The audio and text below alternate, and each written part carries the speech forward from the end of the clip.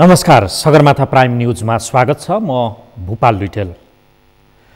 नमस्कार, म प्रसन्न ढुङ्गाना। सगरमाथा प्राइम समाचार सुरु गरौँ अहिलेसम्मका प्रमुख समाचारबाट।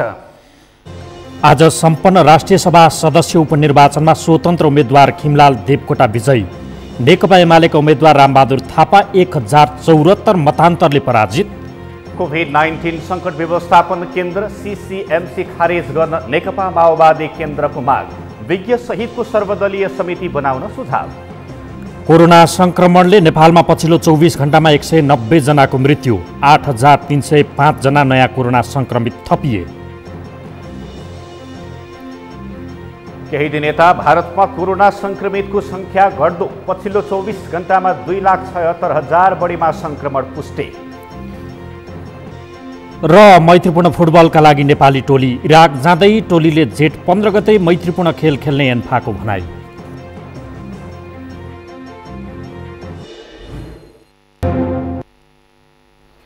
अब समाचार विस्तारमा। राष्ट्रिय सभा सदस्यको उपनिर्वाचन अन्तर्गत आज भएको मतदानमा स्वतन्त्र उम्मेद्वार खिमलाल देवकोटा विजयी हुनुभएको छ। देवकोटा 1074 मतान्तरले विजयी हुनुभएको हो। देवकोटाले 5088 मत प्राप्त गर्नुभयो। उहाँका निकटतम प्रतिस्पर्धी नेकपा एमालेका उम्मेद्वार रामबहादुर थापाले 4014 मतभार प्राप्त गर्नुभयो। त्यस्तै नेमकिपाका उम्मेद्वार कृष्णबहादुर तामाङले 90 मतभार प्राप्त गरेको निर्वाचन कार्यालयले जनाएको छ। स्थानीय तह अन्तर्गत 233 मा देवकोटाले 128 मत र थापाले 103 मत पाउनु भएको छ भने प्रदेशसभा अन्तर्गत देवकोटाले 58 मत, थापाले 45 र तामाङले 2 मत प्राप्त गर्नुभयो। निर्वाचनमा प्रदेशसभा सदस्यको मतभार 48 र स्थानीय तहका जनप्रतिनिधिको मतभार 18 छ। निर्वाचनमा 348 मतदाता रहेको निर्वाचनमा 9 जना मतदाता अनुपस्थित थिए भने 1 जनाको मृत्यु भएको छ। राष्ट्रिय सभा उपनिर्वाचनमा विजयी हुनुभएका देवकोटाले आफ्ना मतदाताप्रति जवाफदेही हुने भन्दै आफ्नो जित विधिको जित भएको बताउनुभयो।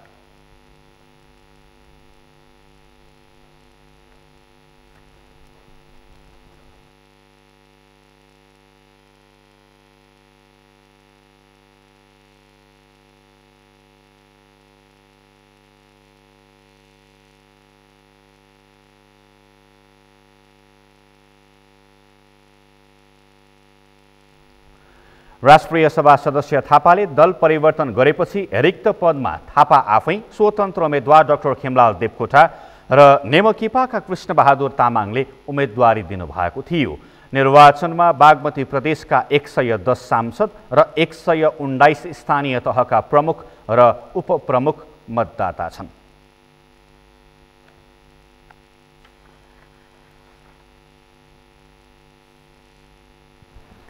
नेकपा एमालेले बागमती प्रदेश अन्तर्गतको राष्ट्रिय सभा सदस्यको उपनिर्वाचनमा कतिपय जनप्रतिनिधिले पार्टी निर्देशनको अवज्ञा गरेको भन्दै त्यसलाई गम्भीरतापूर्वक लिएको बताएको छ। आज प्रधानमन्त्री निवास बालुवाटारमा बसेको नेकपा एमालेको स्थायी कमिटी बैठकले बागमती प्रदेशको हेटौडामा भएको राष्ट्रिय सभा सदस्यको उपनिर्वाचनमा पार्टी निर्देशनको अवज्ञा गरिएको प्रति पार्टीले गम्भीरतापूर्वक लिने र भत्सना गर्ने निर्णय गरेको छ। पार्टीको आधिकारिक उम्मेद्वारको विपक्षमा मतदान गर्ने क्रियाकलापको भत्सना गरिएको परराष्ट्र मन्त्री तथा एमाले प्रवक्ता प्रदीप कुमार गेवालीले बताउनुभयो। 4000 जति हुनुहुन्छ प्रदेशमा र धेरै जसो चाहिँ स्थानीय तहमा हुनुहुन्छ। अब तीनटै सरकारको एकदम समन्वयात्मक ढङ्गले लड्न सकियो भने मात्रै महामारीको विरुद्धको लडाइँ प्रभावकारी हुने हो। अब अहिलेको हाम्रो लडाइँ चाहिँ अलिकति आफ्नै ढङ्गले आफ्नै हिसाबले अगाडि बढेको, आफ्नै प्राथमिकतामा चलेको। अब केही समय कहीँ त हामीले यस्तो पनि देख्यौँ, मेरो जिल्लामा उत्पादन गरे अक्सिजन मैले अर्को जिल्लामा किन दिने भन्ने जस्ता खालका कुराहरू जुन छन्, हामीलाई अहिले चाहिएको एउटा यो युनिफाइड ढङ्गले जानको लागि आवश्यक त्यस्तो खालको कानुनी र संरचनागत व्यवस्था चाहियो हो। सञ्चारकर्मीको जिज्ञासाको जवाफ दिँदै मन्त्री गेवालीले सरकारले अध्यादेशबाट नभई संसदको नियमित बैठकबाट बजेट ल्याउने पनि बताउनुभयो।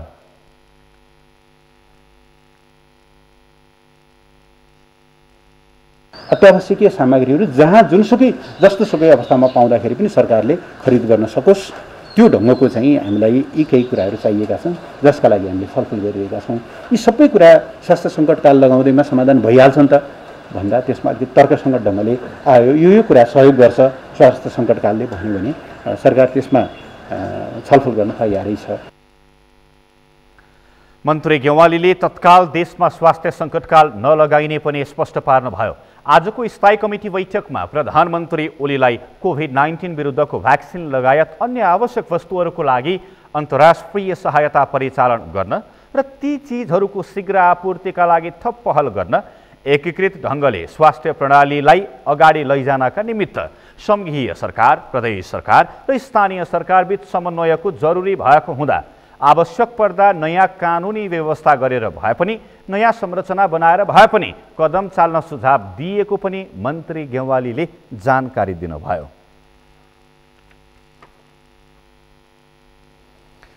नेपाल कम्युनिस्ट पार्टी माओवादी केन्द्रले कोभिड-19 सङ्कट व्यवस्थापन केन्द्र CCMC खारेज गर्न माग गरेको छ। आज पेरिस टाढा स्थित केन्द्रीय कार्यालयमा बसेको माओवादी केन्द्रको स्थायी कमिटी बैठकले कोभिड-19 को रोकथाम तथा नियन्त्रणका लागि उपप्रधानमन्त्री ईश्वर पोखरेलको संयोजकत्वमा गठित कोभिड-19 सङ्कट व्यवस्थापन केन्द्र CCMC खारेज गर्न माग गरेको हो। विपद सम्बन्धी घटनाहरू हेर्नका लागि विभिन्न सरकारी संयन्त्र भए पनि तिनलाई काम गर्न नदिई कानुनी हैसियत नभएको CCMC गठन गरिएको र CCMC मार्फत अनियमितता र भ्रष्टाचार भएको भन्दै त्यसलाई खारेजी गर्न पर्ने नेकपा माओवादी केन्द्रका नेता वर्षमान पुनले बताउनुभयो। त्यसलाई पनि काम गर्न दिइएको छैन। त्यसैगरी स्वास्थ्य मन्त्रालय र त्यस अन्तर्गत यस प्रकारका जोखिमहरूको बारेमा काम गर्ने निकाय छ त्यसलाई पनि काम गर्न दिइएको छैन र प्रधानमन्त्रीको नेतृत्वमा यस प्रकारका विपदहरू हेर्ने अलग्गै निकाय छ त्यसले पनि काम गरेको छैन। छुट्टै CCMC भनेर खडा गरेर त्यसलाई अलग्गै कानुनी कुनै हैसियत नभएको संरचना मार्फत बरु त्यस मार्फत चाहिँ अनियमितताका कुरा आउने, भ्रष्टाचारका कुरा आउने, सामग्री दुरुपयोगका कुराहरू आउने भइरहेछ र त्यसले सही ढङ्गले काम गरेको छैन। त्यो खारेज गरिनुपर्छ र कानुनले चिनेको निकायहरूले काम गर्नुपर्छ।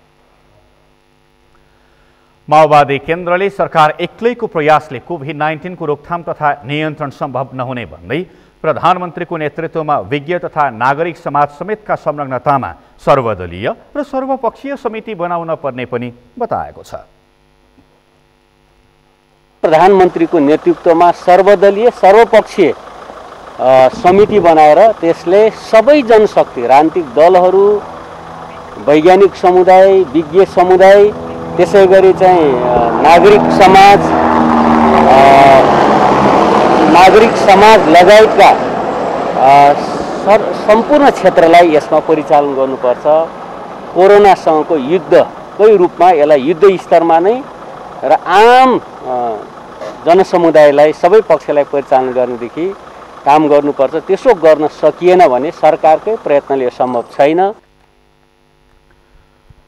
बैठकले अक्सिजन लगायतका स्वास्थ्य सामग्रीहरूको सप्लाई, सरकारी तथा निजी अस्पतालहरूको क्षमता वृद्धि, कोभिड सङ्क्रमितलाई आवश्यक बेडको वृद्धि र आइसोलेसन, ICU, भेन्टिलेटर लगायतको क्षमता विस्तार गर्न पनि सरकारलाई ध्यानआकर्षण गराएको छ।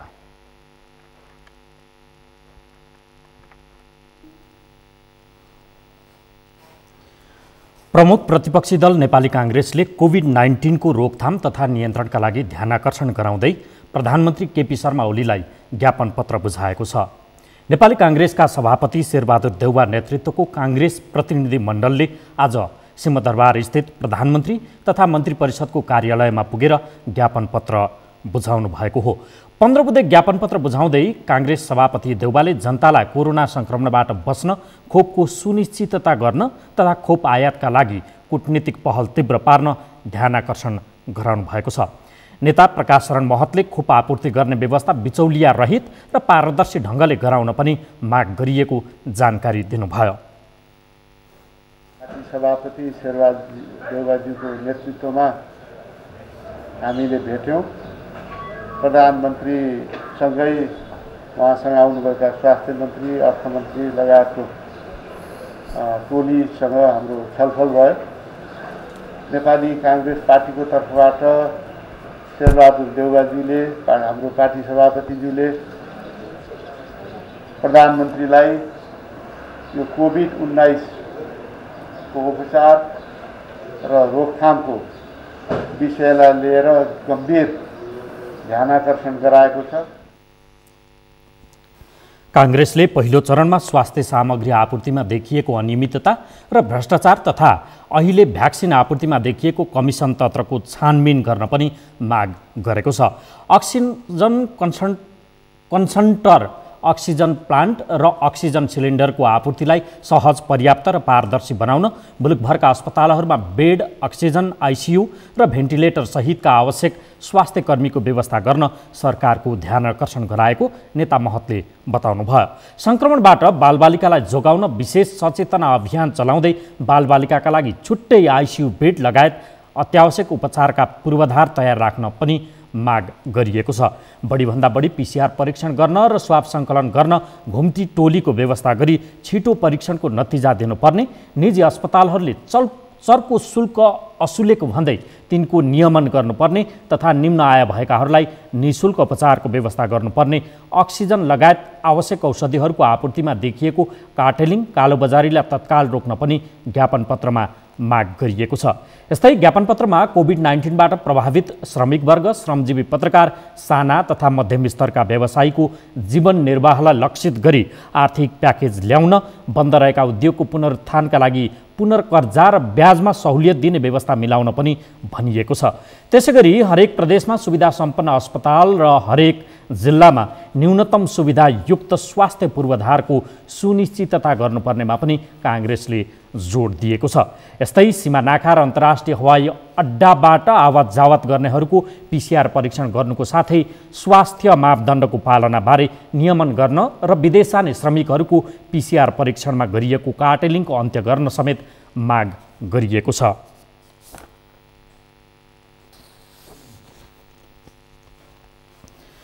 सर्वोच्च अदालतको अन्तरिम आदेशले वर्तमान सरकारमा रहेका 7 जना मन्त्रीलाई पदमुक्त गरेको छ। अधिवक्ता कपिल ढकाल र अधिवक्ता विराज थापाले दायर गरेको रिटमा प्रारम्भिक सुनवाई गर्दै प्रधान न्यायाधीश चोलेन्द्र शमशेर जबराको एकल इजलासले मन्त्रीहरूलाई पदमुक्त गर्ने अन्तरिम आदेश गरेको हो। वर्तमान सरकारमा गृहमन्त्री रहनुभएका रामबहादुर थापा बादल सहितका 7 जना मन्त्रीहरू पदमुक्त भएको रिट निवेदक मध्येका एक कानुन व्यवसायी अधिवक्ता कपिल ढकालले बताउनुभयो। पुसको 10 गते मन्त्री पदमा नियुक्त हुनुभयो। 27 गते वैशाख 27 2078 वैशाख 27 गते प्रधानमन्त्रीले संसदमा विश्वासको मत लिनको लागि त्यहाँ जानुभयो। जाँदा प्रधानमन्त्रीले विश्वासको मत लिन सक्नु भएन। विश्वासको मत लिन नसकेपछि प्रधानमन्त्रीको पद स्वत गुमिसकेपछि अन्य मन्त्रीको पद पनि सोही बमोजिम जान्छ। रामबहादुर थापा सहितका 7 जनालाई संविधानको धारा 78 अनुसार एकपटक मात्र मन्त्री हुन सक्ने व्यवस्थालाई लत्याउँदै फेरि सोही धारा अनुसार नियुक्त गर्न नमिल्ने भन्दै सर्वोच्च अदालतमा रिट दायर भएको थियो।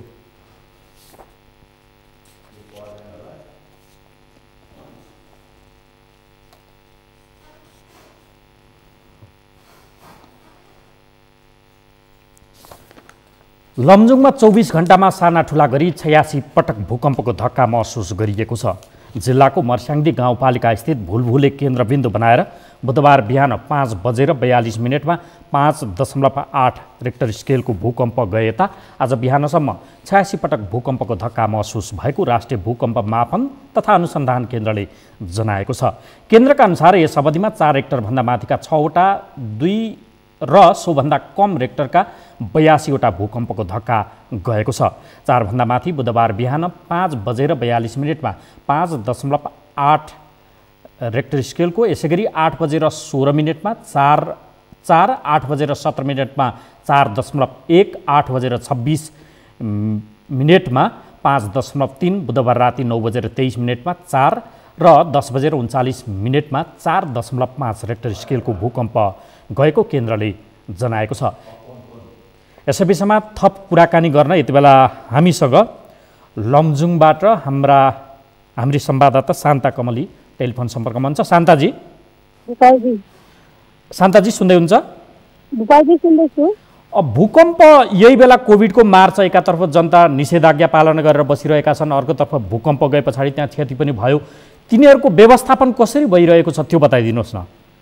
यहाँ चाहिँ जुन हिजो बुधबार बिहान 5:42 जाँदाखेरि लमजुङमा 5.8 स्केलको भूकम्प गएको थियो। भूकम्पका कारण चाहिँ यहाँ नागरिकहरू हिजोको दिनभर अहिले पनि भूकम्पको परकम्पनहरू आइरहेकाले त्रासित भएका छन्।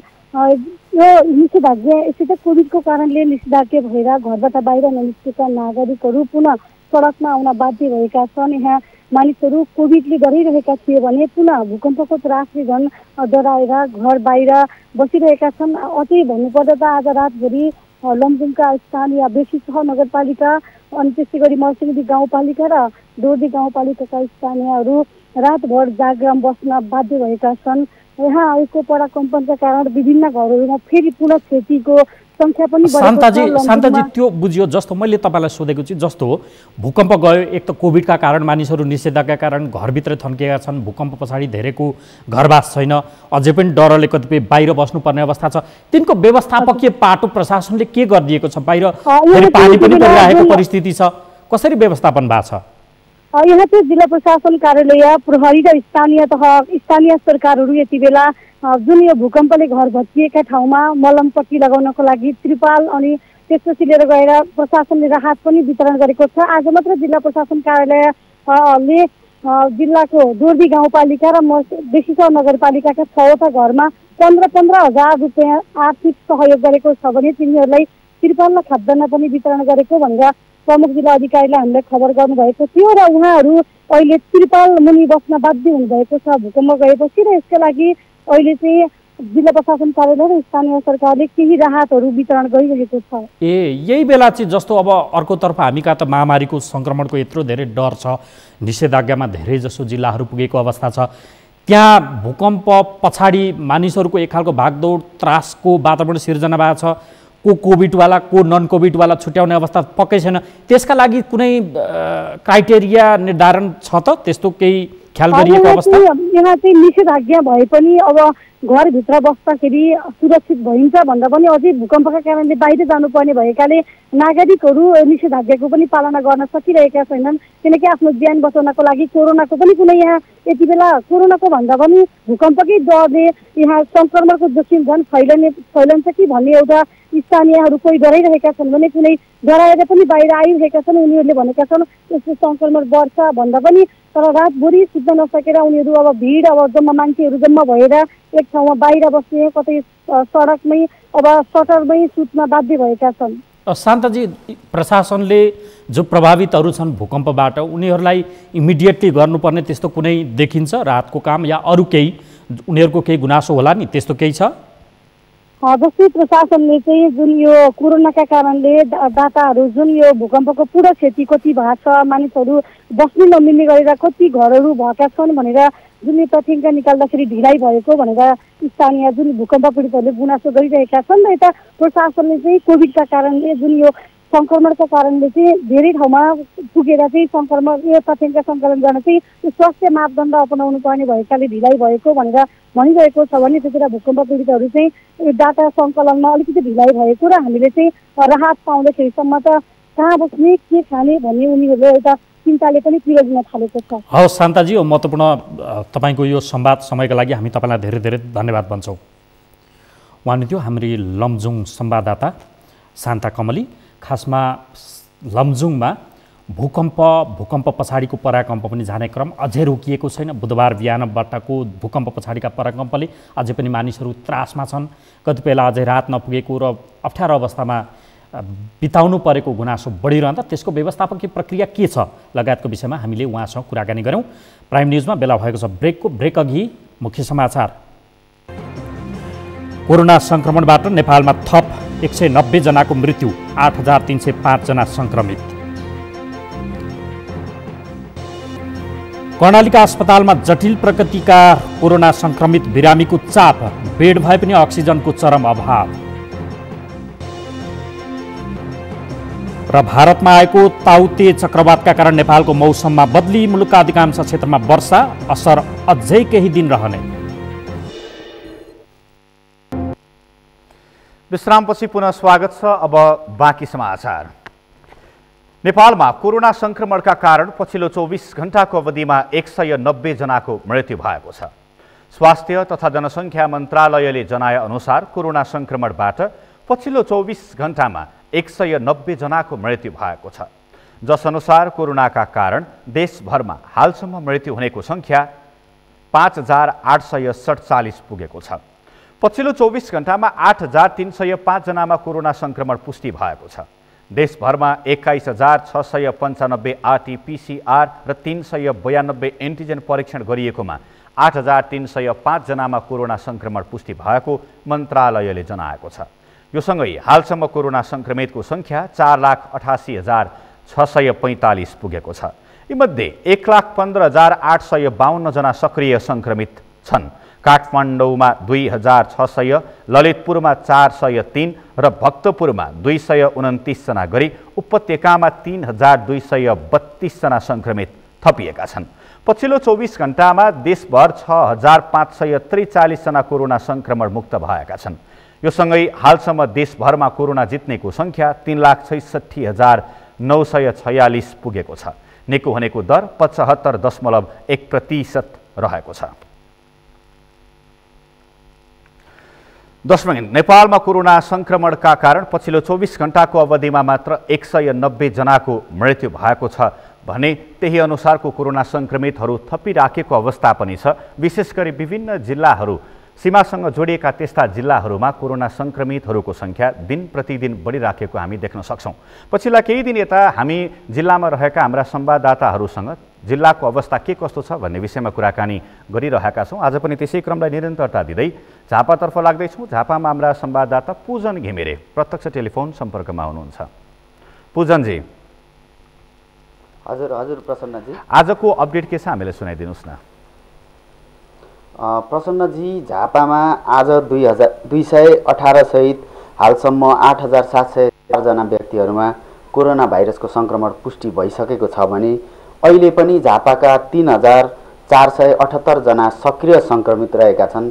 त्यस्तै गरी आज मात्रै 81 जना कोरोना सङ्क्रमितहरूले कोरोनालाई जितेर अस्पतालबाट, झापाका विभिन्न अस्पतालहरूबाट डिस्चार्ज भएका छन् भने आज मात्रै कोरोना सङ्क्रमणकै कारण 4 जनाको मृत्यु भएको अवस्था छ प्रसन्नजी झापामा। विभिन्न जिल्लाहरूको अवस्थालाई हेर्ने हो भनेदेखि त्यहाँ उनीहरूले पर्याप्त मात्रामा बेड पाइराखेको छैन, उपचार राम्रोसँग पाउन सकेका छैनन्, चिकित्सकहरू पाउन सकेका छैनन्, अक्सिजनको अभाव छ लगायतका यावत विषयका समस्याहरू अहिले विभिन्न अस्पतालहरूमा देख्न सकिन्छ। झापाका अस्पतालहरूमा त्यस्तो देखिन्छ कि देखिँदैन?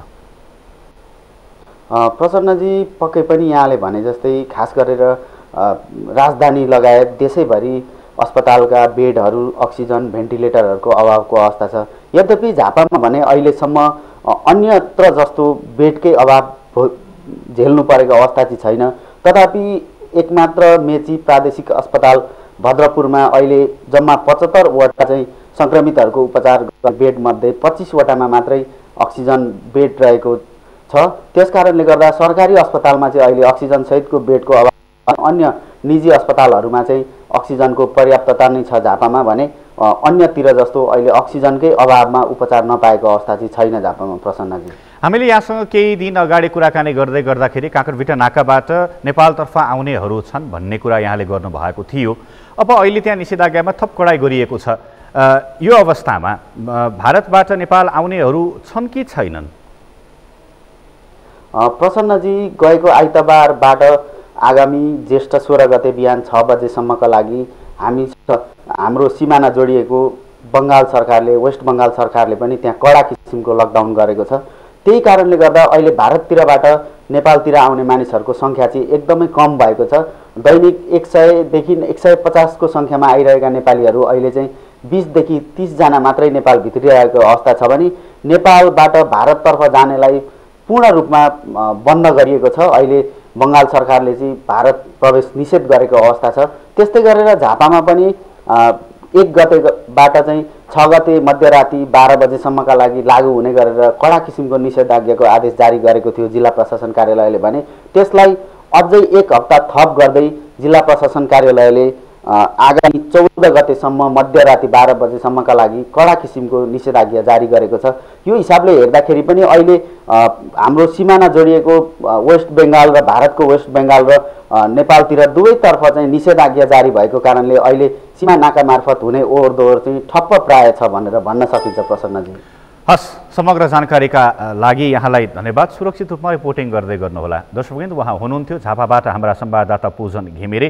र झापामा आज कोरोना संक्रमितहरू के कति मात्रामा बढे र विशेष गरी काँकडभिट्टा नाकाको अवस्था के कस्तो छ भन्ने विषयमा जानकारी गरायौँ। हामी सगरमाथा प्राइम समाचारमा छौँ। अब बाँकी समाचार। कोरोना भाइरस संक्रमण रोकथाम र नियन्त्रण गर्न काठमाडौँ उपत्यकामा जारी निषेधाज्ञाको आज 22औं दिन। संक्रमण दर तीव्र भएसँगै निषेधाज्ञाको पालना पनि कडाइका साथ भएको छ। अत्यावश्यक सामान खरिद गर्न बिहान पसलमा सामान्य चहल पहल भए पनि दिउँसो सडक प्राय सुनसान देखिन्छ। पछिल्लो एक हप्ताको तथ्याङ्कले संक्रमण घटेको र निको हुने दर बढेको देखाएको छ। अमृत ढकालको रिपोर्ट। कोरोना भाइरसको बढ्दो संक्रमण रोकथाम र नियन्त्रण गर्न काठमाडौँ उपत्यका सहित देशका अधिकांश जिल्लामा निषेधाज्ञा जारी गरिएको छ। काठमाडौँ उपत्यकाको निषेधाज्ञा आगामी जेठ 13 गतेसम्म कायम छ भने अन्य जिल्लामा स्थानीय प्रशासनको निर्णय अनुसार जारी छ। संक्रमित बढ्दै जाँदा निषेधाज्ञामा कडाई गरिएको छ भने सर्वसाधारणलाई अत्यावश्यक काम बाहेक घर बाहिर निस्कन कडाई गरिएको छ। अत्यावश्यक सामान तथा खाद्यान्नका पसल बिहान 10 बजेसम्म मात्र खुल्छन्। सोही समयमा पसलमा सामान्य चहल पहल देखिए पनि दिनभर सडक तथा चोक सुनसान हुने गर्दछन्।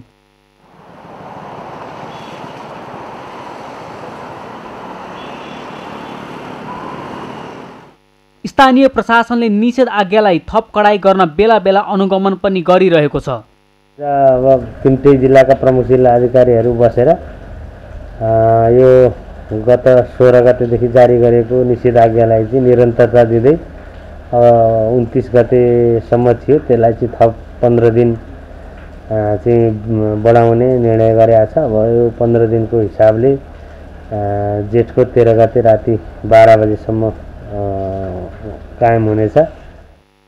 निषेधाज्ञालाई प्रभावकारी बनाउन सडकमा नेपाल प्रहरी, ट्राफिक प्रहरी र सशस्त्र प्रहरी व्याप्त रूपमा परिचालित गरिएको छ। निषेधाज्ञाको उल्लङ्घन गर्ने 37,070 भन्दा बढी सवारी धनीलाई कारबाही गरिएको छ। बिहिबार मात्रै पनि 1,600 सवारी साधनलाई होल्ड गरिएको प्रहरीले जनाएको छ। सवारी साधन होल्ड गरेको जम्मा 37,070 छ। हजुर, 37,070 अहिलेसम्म 16 गतेदेखि आज 6 गतेसम्मको। हजुर सर, हजुर त्यसमा जम्मा 25,897 मोटरसाइकलहरू, हजुर, अनि 8,765 अनि यो कारहरू भयो, हजुर, अनि अन्य 2408। अन्य भनेको जस्तो ठुलो खाली 1 टनहरू भयो, 2 टनहरू भयो, ट्रकहरू भयो, 20 ट्रकहरू भयो। आज जम्मा लगभग 1600 छ। 1600। पछिल्लो एक हप्ताको तथ्याङ्क हेर्दा नेपालमा कोरोना संक्रमण दर घटेको छ भने निको हुनेको दर बढेको देखिएको छ। आफ्नै सतर्कताले मात्र कोरोना विरुद्ध लड्न सकिने भएकाले निषेधाज्ञाको पालना गर्दै आफू सुरक्षित रहौँ।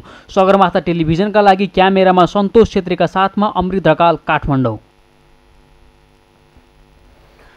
कोरोनाको दोस्रो लहरमा जटिल प्रकृतिका संक्रमितको संख्या बढ्दै जाँदा अस्पतालमा अक्सिजन अभाव हुन थालेको छ। कर्णालीका अस्पतालमा बिरामीको चाप बढेपछि अक्सिजन अभाव चुलिएको छ।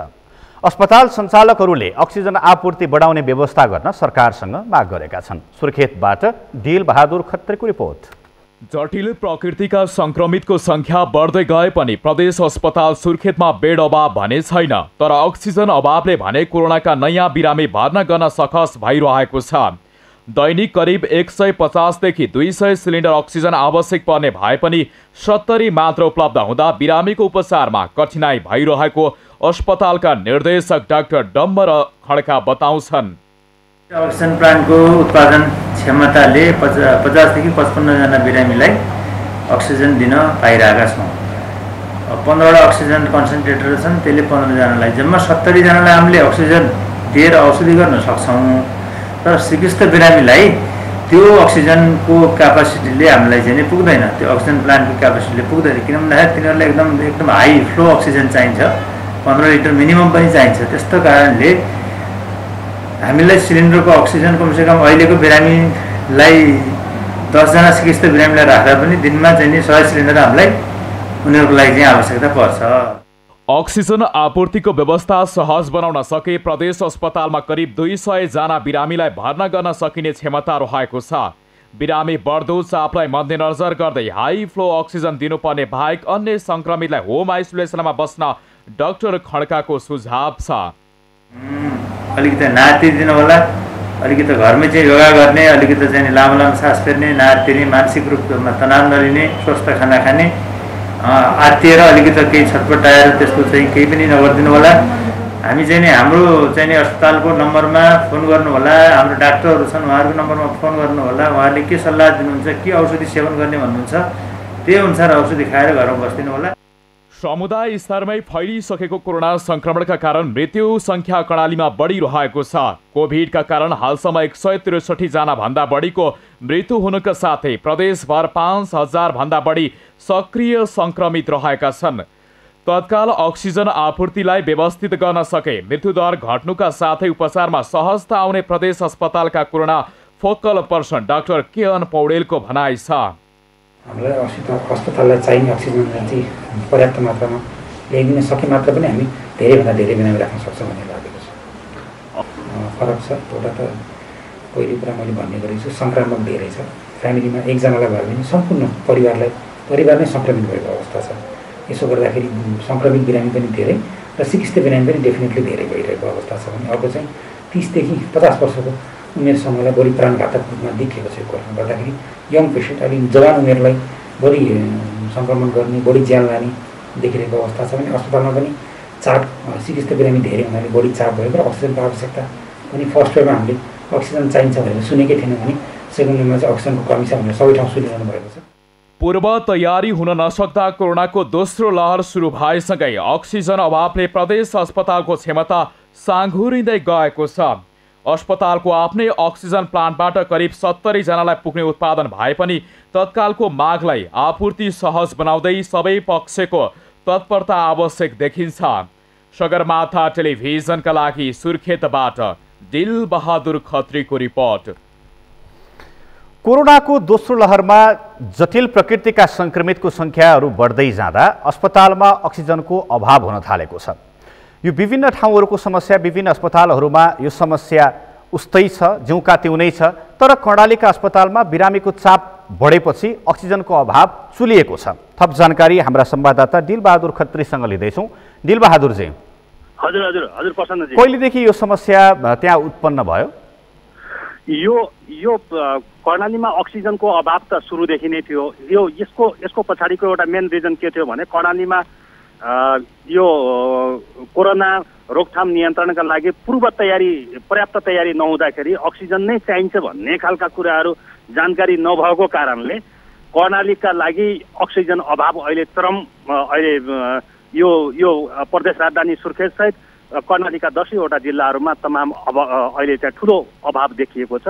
र अहिले चाहिँ खासमा भन्नुपर्दाखेरि अहिले चाहिँ स्थानीय स्तरमा जिल्ला अस्पतालहरू र प्रदेश अस्पताल लगायत विभिन्न अस्पतालहरू जो छन् कर्णालीका, अनि यसमा अहिले चाहिँ बेडहरू छन्, त्यहाँ चाहिँ बिमारीका लागि बेडहरू राखेको छ। तर अक्सिजन चाहिँ अभावका कारणले ती बेडहरू खाली छन्।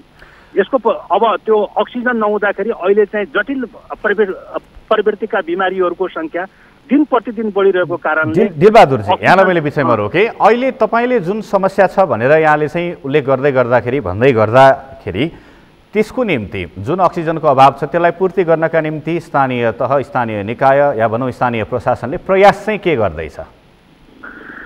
अब उहाँहरूले आफ्नो स्तरबाट प्रयास गर्नुभएको छ, तर ती सबै प्रयासहरू पर्याप्त हुन सकिरहेका छैनन्। किनभने यसको जानकारी पूर्व नै अक्सिजन चाहिन्छ भन्ने खालको न चाहिँ स्थानीय तहलाई थाहा थियो, न प्रदेश सरकारलाई नै थाहा थियो, न त केन्द्र सरकारलाई नै थाहा थियो। यो कोरोनाका जटिल बिमारीहरूलाई अक्सिजन नै चाहिन्छ भन्ने कुरा यो नेपालमा प्रायः जस्तो यो चाहिँ जानकारी थिएन। किनभने यो सबैका लागि नयाँ थियो।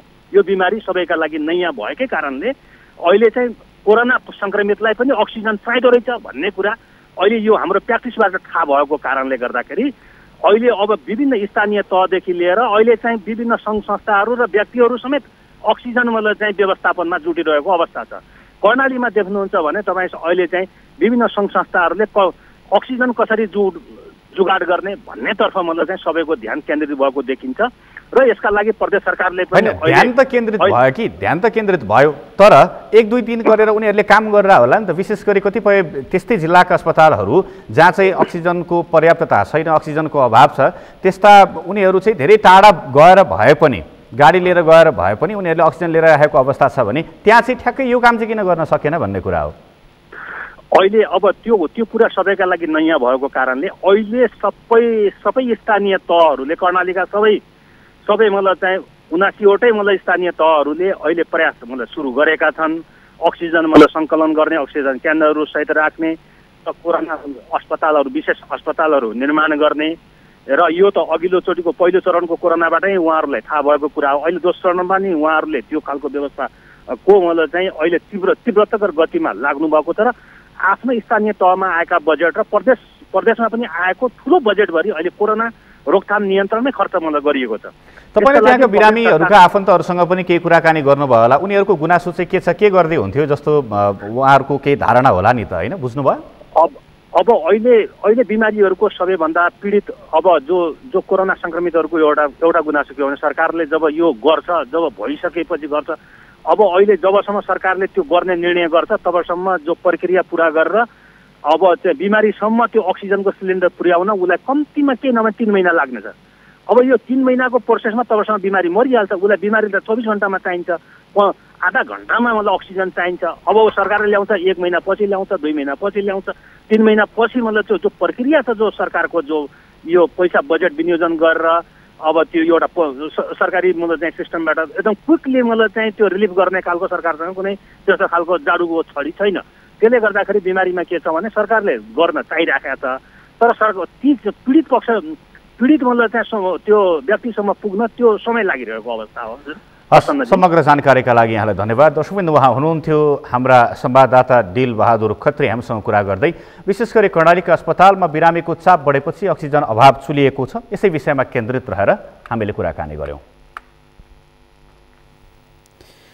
कोरोना भाइरस संक्रमणको जोखिम बढेसँगै कास्कीमा निषेधाज्ञा 1 साताका लागि थप गरिएको छ। कोरोना रोकथाम तथा नियन्त्रण कार्य प्रभावकारी बनाउन थप 1 साता निषेधाज्ञा जारी गरिएको कास्कीका प्रमुख जिल्लाधिकारी थानेश्वर गौतमले जानकारी दिनुभयो। कास्कीमा जेठ 14 गतेसम्म निषेधाज्ञा लम्ब्याइएको उहाँले जानकारी दिनुभयो। कोरोनाको जोखिम कायमै रहेको हुँदा निषेधाज्ञाको पुनः पालना गर्न स्थानीय प्रशासनले आग्रह पनि गरेको छ। काठमाडौँ उपत्यका लगायत देशका अधिकांश स्थानमा हिजो बिहानदेखि वर्षा भइरहेको छ। अरब सागरमा विकसित भएको ताउते चक्रवातको प्रभावले काठमाडौँको मौसममा बदली भई पानी परेको हो। जल तथा मौसम विज्ञान विभागले दिएको सूचना अनुसार चक्रवातको कारणले नेपालका सुदूरपश्चिम कर्णाली, गण्डकी र लुम्बिनी प्रदेशमा भारी वर्षा हुनेछ। वर्षाका कारण नदीहरूमा आकस्मिक बाढी आउने भएकाले नदी तटीय क्षेत्रका बासिन्दालाई सचेत रहन पनि आग्रह गरिएको छ।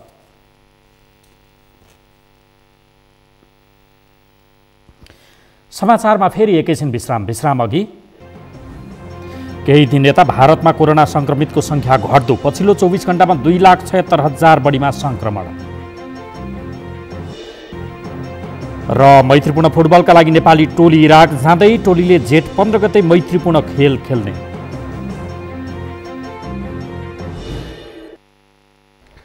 अब पालो अर्थ समाचारको। अर्थ समाचारका प्रायोजक हो आफ्नो विश्वास हो त्रिशक्ति सिमेन्ट। कोरोना महामारीको दोस्रो लहरबाट बस्न लागू गरिएको निषेधाज्ञाबाट धराशायी हुने अवस्था आएको उद्योगी व्यवसायीहरूले बताउँदै आएका छन्। त्यस्तै घरेलु साना तथा मझौला उद्योगीहरूले व्यवसायलाई धराशायी हुनबाट रोक्दै पुनरुत्थान गर्ने वातावरण बनाउन पर्नेमा जोड दिएका छन्। एक रिपोर्ट।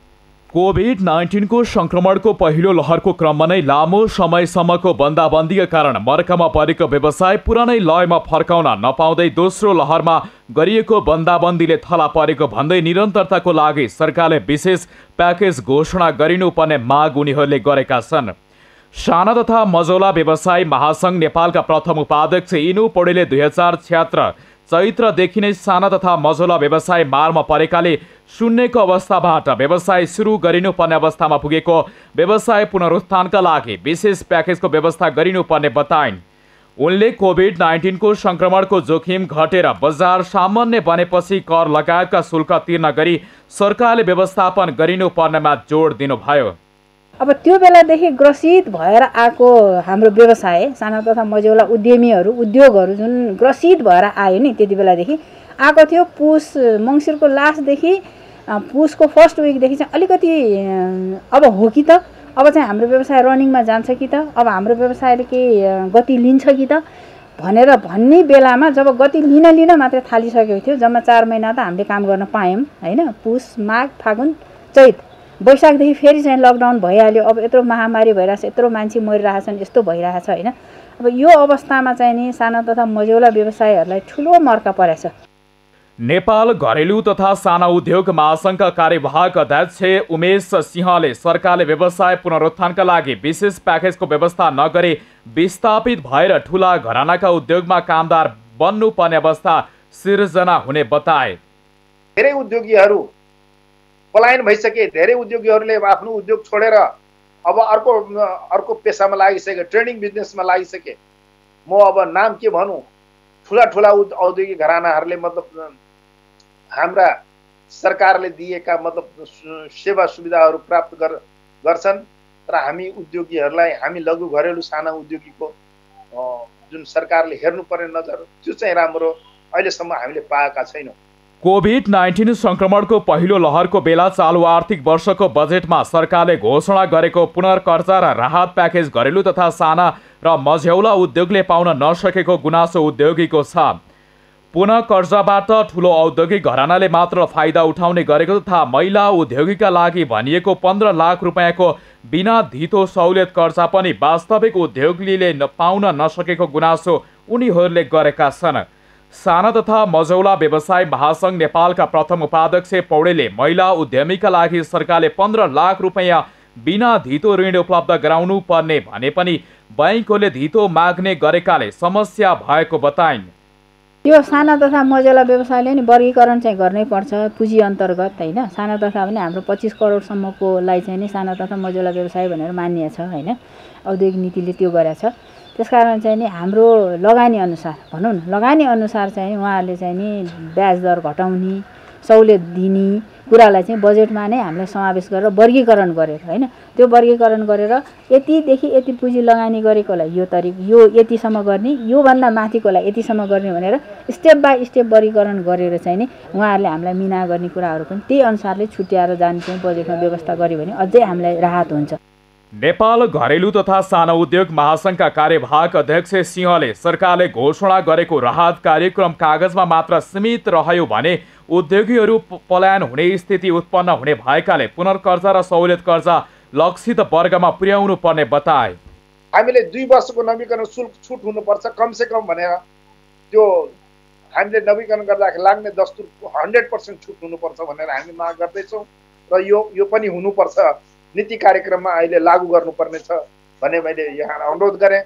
र आउने बजेटमा लघु घरेलु साना उद्योगीहरूलाई स्पेशल प्याकेजको व्यवस्था 1 करोडसम्मका काम गर्ने उद्योगीहरूलाई 2% ब्याज दरमा मतलब पुनर्कर्जाको आवश्यकता पर्छ। 2% ब्याज दरमा 1 करोडसम्म, त्योभन्दा माथि जस्तो मतलब स्केल बढ्दै जान्छ, सिलिङ बढ्दै जान्छ, त्यसमा 2 देखि 3% को बीचमा मतलब राखेर पुनर्कर्जाको व्यवस्थापन होस्।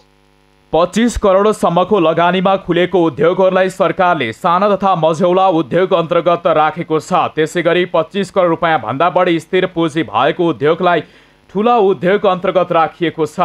5 लाख रुपियाँसम्मको स्थिर पुँजी र वार्षिक 50 लाख रुपियाँ भन्दा कम कारोबार हुनेलाई लघु उद्यम अन्तर्गत राखिएको छ। 2074-75 को अन्त्यसम्म नेपालमा 2,75,433 साना तथा मझौला उद्योगहरू दर्ता भएका छन्। नेपालमा साना तथा मझौला व्यवसायले कुल गृहस्थ उत्पादनमा 22% योगदान गरेका छन् भने झन्डै 17 लाख बढी रोजगार सिर्जना गरेको अनुमान गरिन्छ। अब पालो खेल समाचारको।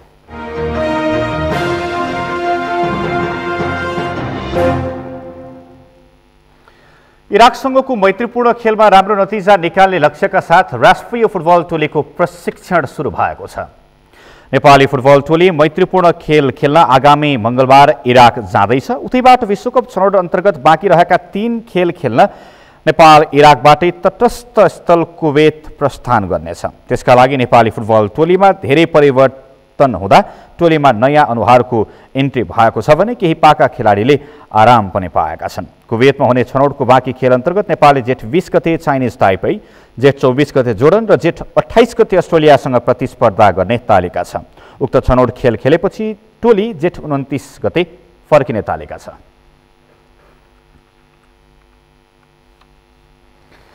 हामी सगरमाथा प्राइम समाचारको अन्त्यमा छौँ। अन्त्यमा प्रमुख समाचार फेरि एकपटक।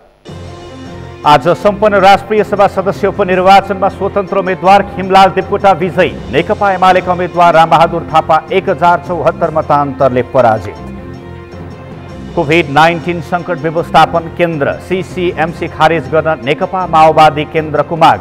विज्ञ सहितको सर्वदलीय समिति बनाउन सुझाव। कोरोना संक्रमणका कारण नेपालमा पछिल्लो 24 घण्टामा 190 जनाको मृत्यु। 8305 जना नयाँ कोरोना संक्रमित थपिए। केही दिन यता भारतमा कोरोना संक्रमितको संख्या घट्दो। पछिल्लो 24 घण्टामा 2,76,000 बढीमा संक्रमण पुष्टि। र मैत्रीपूर्ण फुटबलका लागि नेपाली टोली इराक जाँदै। टोलीले जेठ 15 गते मैत्रीपूर्ण खेल खेल्ने एन्फाको भनाई।